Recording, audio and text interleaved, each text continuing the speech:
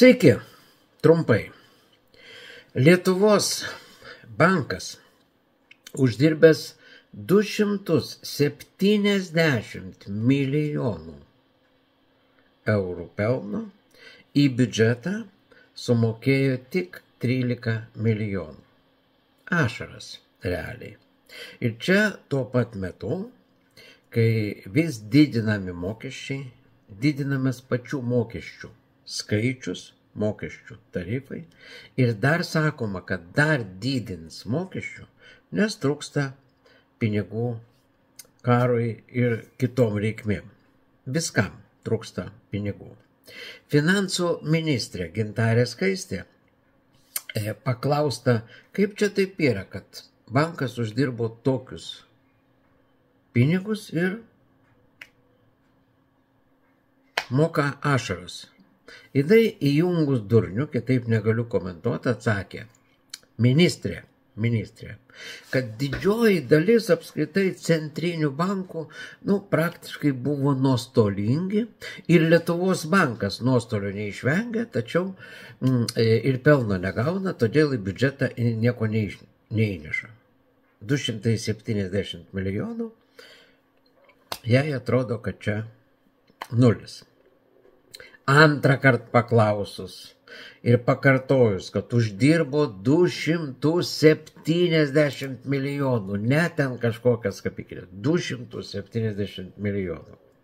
Jau tada jinai vėlgi, tęsia savo, sakysim taip, išsidirbinėjimą, čiagi klausimus ne kažkur turgui uždavė, o Seime.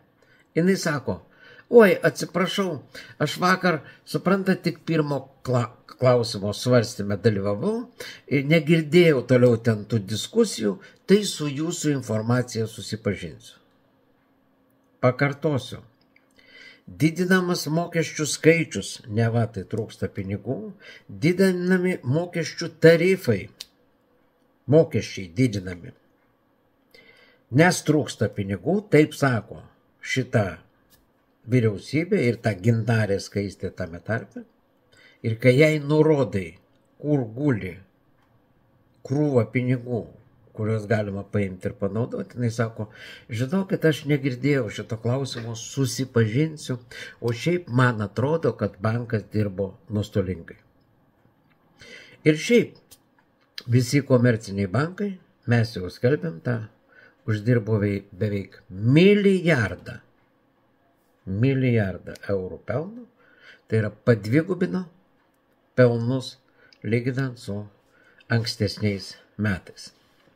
Va tokia žmonių mulkinimo situacija ir tai atvirai, kaip matote, Seime meluoja finansų ministrė, atsakinėdama į Seimo narių klausimus.